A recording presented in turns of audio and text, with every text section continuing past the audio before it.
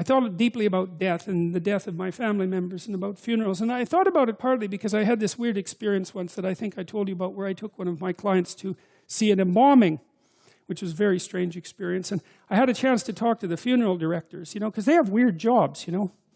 And there's this idea, well, the Freudian idea that people suffer from this terrible death anxiety. And there's a whole line of social psychological theorizing called terror management theory that's predicated on the idea that we defend ourselves against death anxiety with our belief systems. And like it's Ernest Becker's idea. He wrote The Denial of Death, which is a great book. But there's a weakness in it because you see some people who aren't like that. You know, like emergency room nurses aren't like that.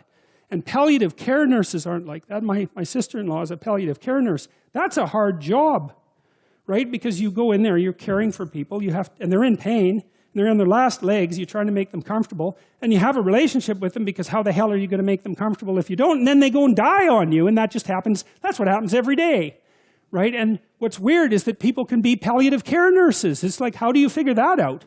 Because people can actually thrive in the face of death, strangely enough. And like these funeral parlor directors, they were interesting to talk to because that's all they do, right? They just deal with death and grief all the time. And it was very interesting talking to them because I talked to two of them. They found their job extremely meaningful. And I asked them, well, you know, what does that do to your life? You know, you're saturated with death and suffering. And this is the same answer that I got from the palliative care nurses, that it doesn't undermine your life, it enriches it. Now, who would guess that, right? I mean, what the hell? That just doesn't make any sense at all. But what it does is speak to human possibility, because God only knows how tough you are. You know, I mean, if you read history and you read about what people have done, you think, wow, we're pretty tough. People are... I read there was a shipwreck in the Antarctica 100 years ago or so, and I read the story. It was an autobiography, if I remember correctly, of the captain. I might be wrong about that, but I've got the basic story right. Well, they had a shipwreck in the Antarctica. And then they were there for a whole year in the Antarctica, you know.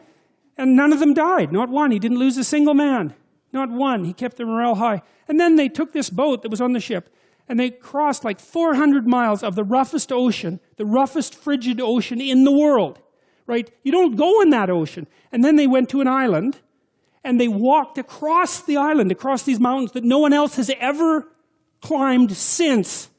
And they went to the city on the other side of the island, and they got a boat, and they went and rescued their compatriots, and everyone survived.